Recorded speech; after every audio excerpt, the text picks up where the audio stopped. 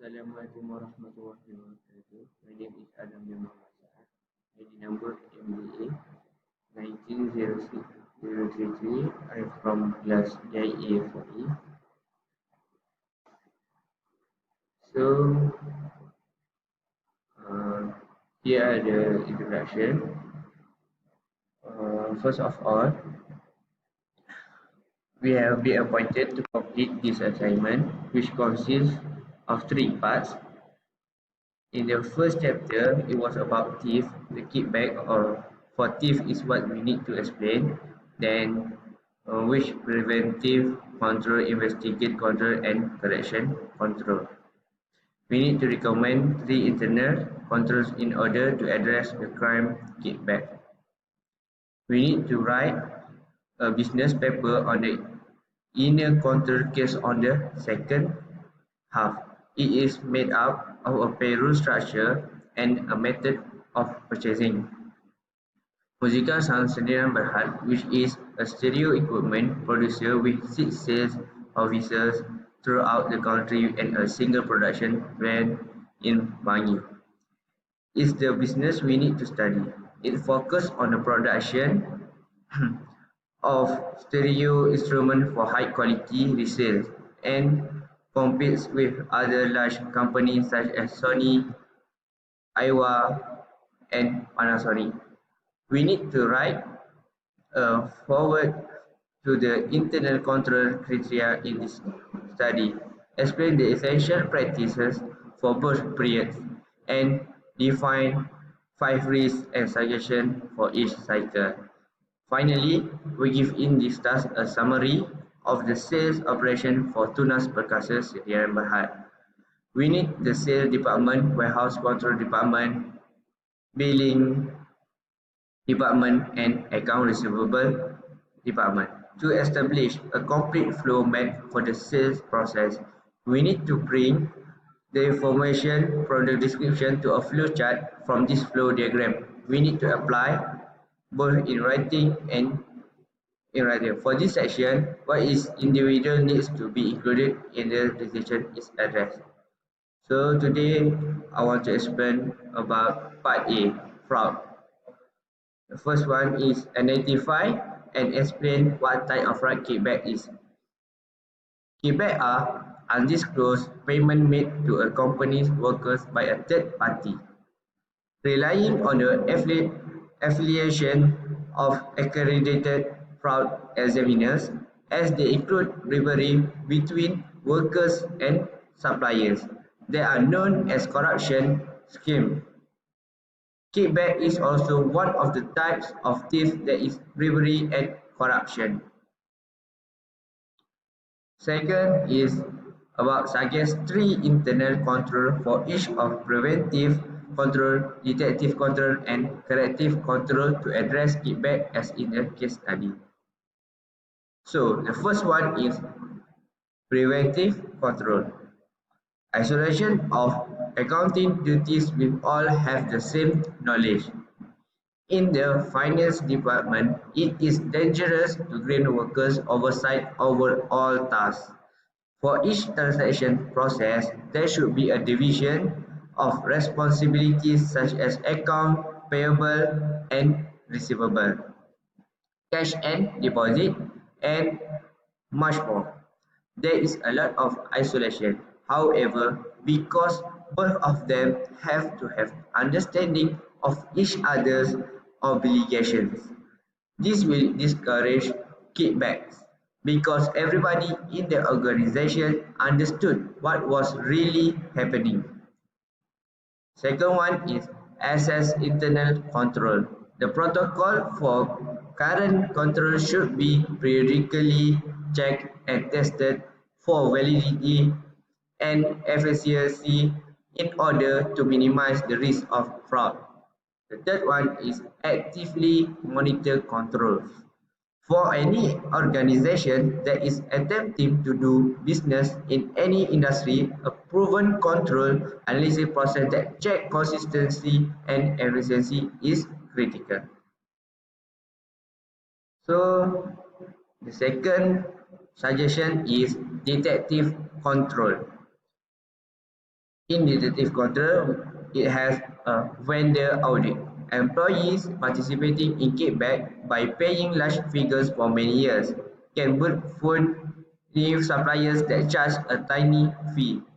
Create a list of all your vendors, sellers every year and signify your company name, office address, owner name, and phone number. Call the number and then speak to them to check the seller's authenticity. You should also review the contract terms and conditions to make sure it is in keeping with the past of payment. The second one is journal entry and general ledger review. The fraudster are cunning, versatile person. Any of their finance can be defined by a study of the journal and general ledgers, such as a manager cutting a check by itself then reclassifying it to another account. The third one is monthly cash reconciliation. Train several persons to perform this important role in the finance department. Changing the person who does this role from time to time is a smart thing, and the precious sum the organization owns will be clear to everyone in the organization. The last suggestion is creative control. Accurate reports for variance management. Monthly management report may prevent employees from hiding their action. All operations are clearly stated and must be true. Second one is data validity test. Check for data validity, enable workers to check the data entered. If the number is beyond the appropriate range, something is undoubtedly incorrect and needs to be checked. It is possible to detect any corruption or kickbacks with this tool. And the last one is training and standard operation be revised. In order to avoid any mistakes and anomalies in the future, the Human Resources Department needs to amend the company preparation and routine activity for its employee. That's all from me. Thank you. Bismillahirrahmanirrahim. Assalamualaikum warahmatullahi wabarakatuh. My name is Muhammad Ali bin FIRDAUS Al-Anwar from DIA4E. My ID number is MDA 1906111. Okay, today I'm going to continue with part B, internal control. Okay, A, introduction internal control. Internal management is the method of ensuring that organizational success is accomplished.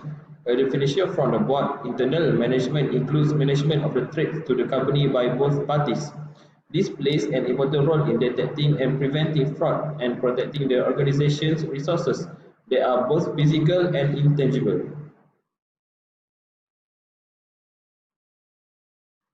The basic activities in both cycles above. Payroll system. A payroll system is payment of an employees by their employer. This involves matters that has to do with the payment of employees and the filing of employment taxes.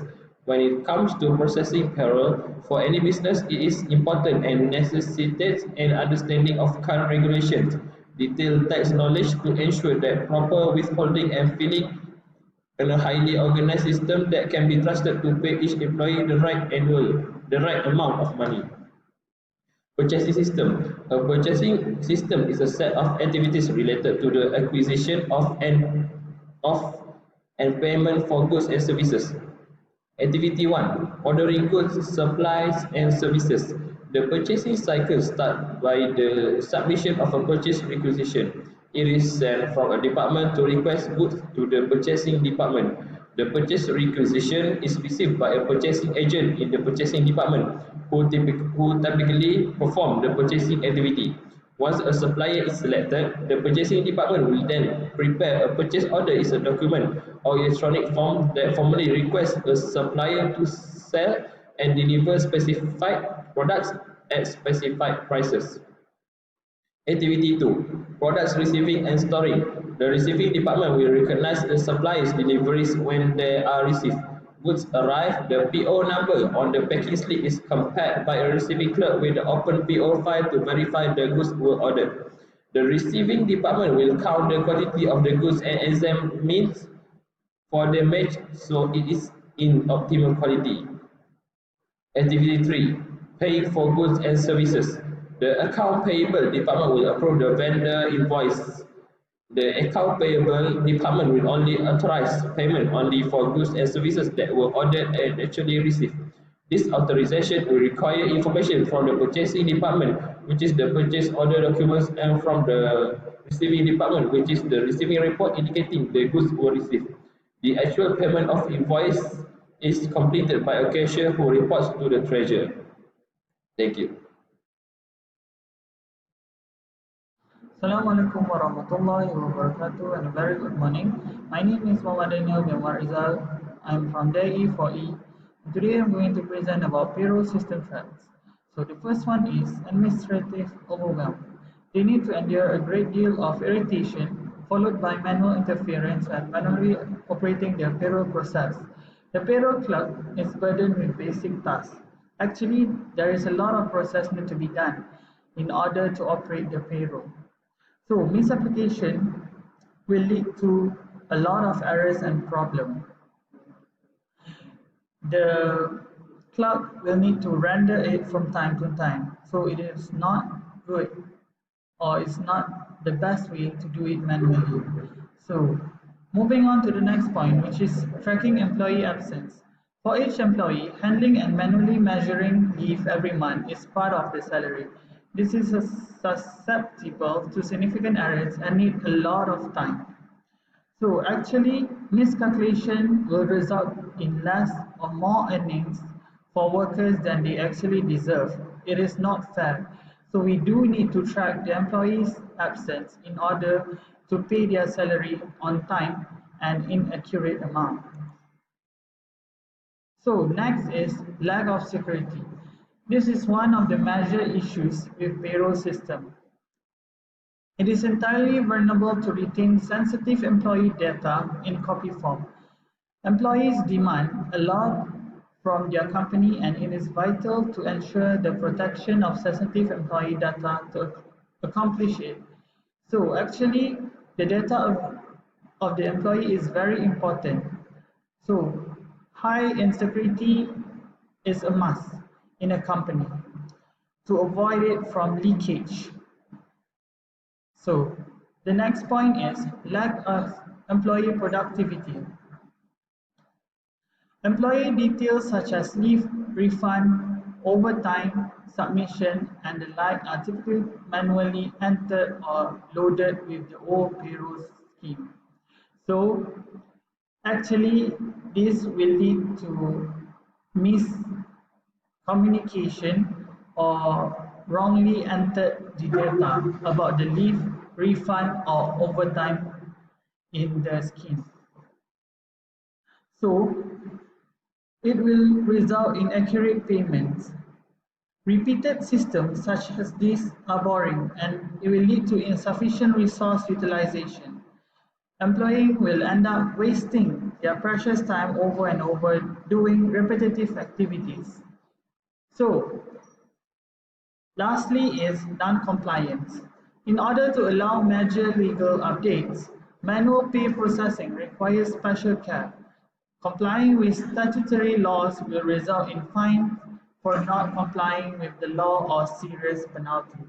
Each one needs specific attention. It takes time to follow the rules and laws, but it is necessary most of the tasks are left to him under the stack. So, moving on to the next slide, which is purchasing system threats. The first threat is purchasing goods of inferior quality. The disadvantage of buying low quality product is that it will lead to expensive manufacturing times when the products are of verifying quality relative to the other product. It may add up the cost of goods and make the item more costly than the other high quality alternative. It is not good because we need to render or we need to improve the quality of the product if we buy low quality product. and sell it to our customer. Next threat is purchasing goods at an inflated price. Buying at an inflated market means that a commodity is obtained at a cheaper and more costly price. Next is accepting an ordered item. Accepting an ordered item is a hazard because unloading, storing, and returning the goods would result in additional costs. For example, we did not order that particular item, but we do receive it, and actually we have to return the goods, and it will need additional costs in order to bear the postage. So next is errors in counting received goods. Since it is a natural human mistake when making sure of the number of order issued, errors sometimes arise. The reason is because when we do a stock count, we do it manually. So humans are not perfect. They will do some mistake in order when we calculate the goods received.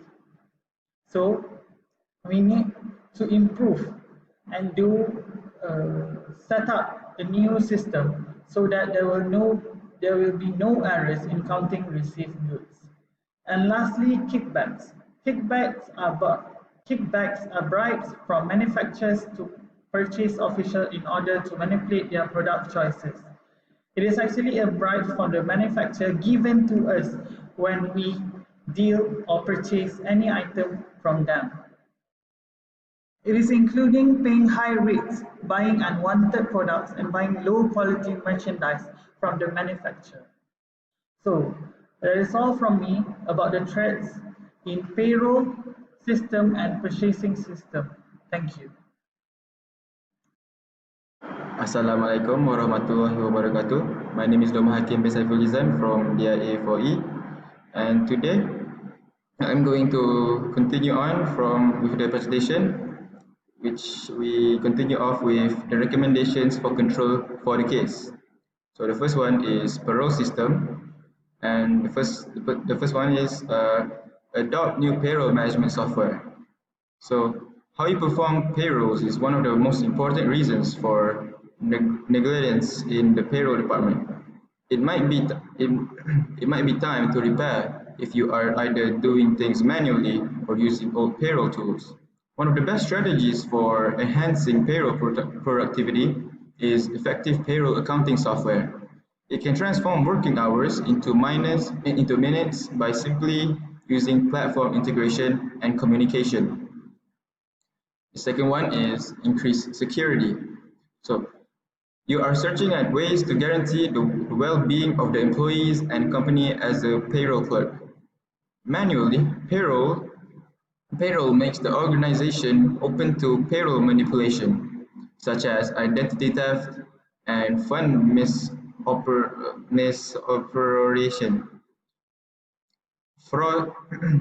Fraudsters from outside outlets, if the corporation does not have adequate protection, may even steal employee tax and compensation data. Security risk can be minimized by using cloud-based time management tools combined with payroll systems, as both vendors provide sophisticated monitoring mechanisms to guarantee that the data is secured and properly processed. Now the third one is empower your employees. Preventing payroll mistakes and potential future judgments is as easy as having the resource and protocols necessary for your workers to interact about incorrect payroll with you and your boss. If your staff notice a payroll discrepancy, go through a structured process to fix the issue. And most importantly, you can easily address the disparity before it becomes a greater issue. Using a quick contact mechanism or payroll disparity type, where any scheduling or payroll mistakes can be informed to you or the boss.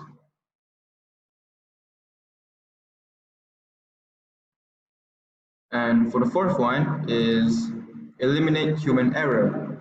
A typical payroll error is just a human mistake that the organization can lose. Manual payroll management is not only time-consuming. Think of all the time spent collecting data from different sources such as spreadsheets, schedules, and your banking data. Manual usage can lead to miscalculation, oversight, and even loss of key details. Using your payroll program instead and incorporate it into your database for time monitoring, the proper wage payout can be made in only a few taps. And now we continue with the fifth one is ensure compliance by automating, filling, and reporting.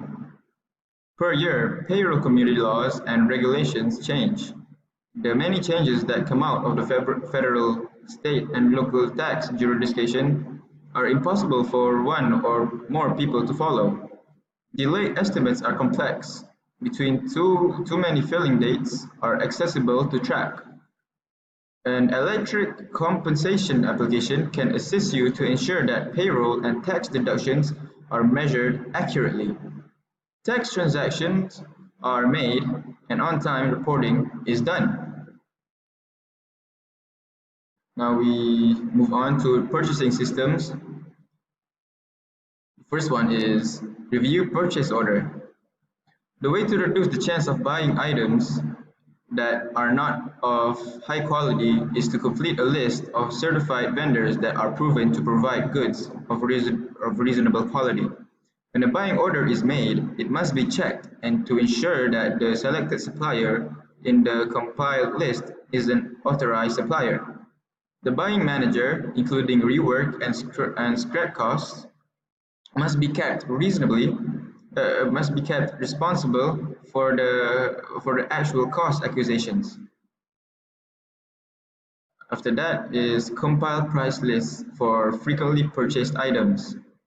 In order to minimize the risk of purchasing merchandise at an inflated price, a business must store price lists in a master file for regularly bought products. Therefore, the buying department can view all the details from the master file anytime the department demands a procurement of a commodity to compare the price of the products to be purchased. The low-cost object prices are determined by the price list in the master register. This way, it is easy to escape the odds of buying items at a high price. Moving on to the third one is requiring existence of approved purchase order prior to accepting any delivery. The receiving department must be advised to ensure that the documents which constitute the authorized copy of the purchase order are needed in order to minimize the risk of receiving unordered merchandise. Now moving on to the penultimate one is receiving good department. In order to increase the productivity of the receiving department and minimize the possibility of error in the counting of received products, it is not appropriate to notify the receiving employees after the ordered amount, but to ask receiving employees to assign the receiving paper.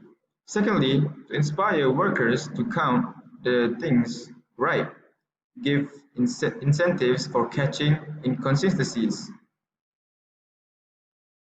Now we move on to the final one is ordering goods.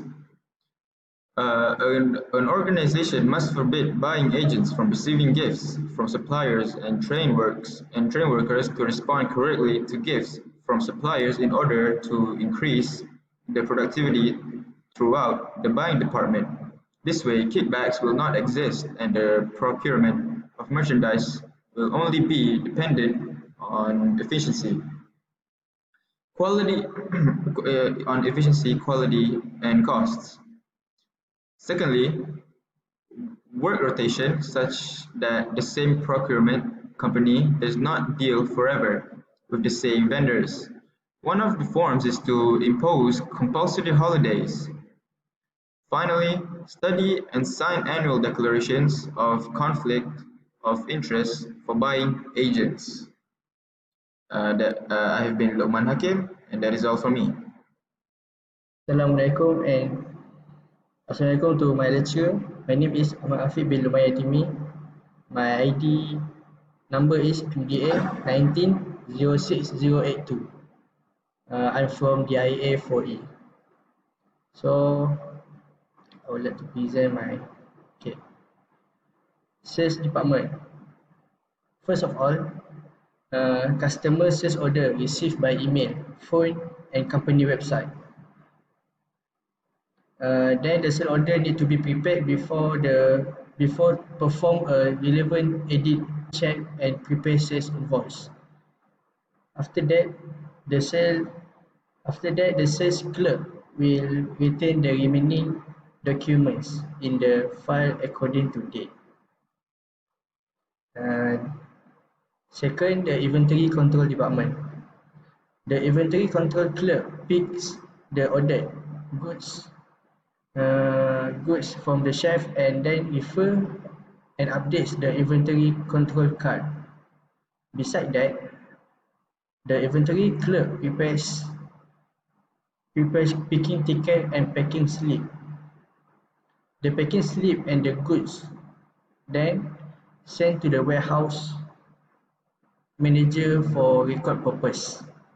Both copies of the sales invoice are forwarded to billing department. The picking ticket will be filled according to date. Thirdly, in the billing department, the cashier validates the sale invoice with the sale order and the account manager approve and sign the documents. A copy of the sale invoice is sent to the customer for billing purpose, and another copy and sales order are sent to the account receivable department. From the document received, the account receivable clerk prepares a daily sales summary.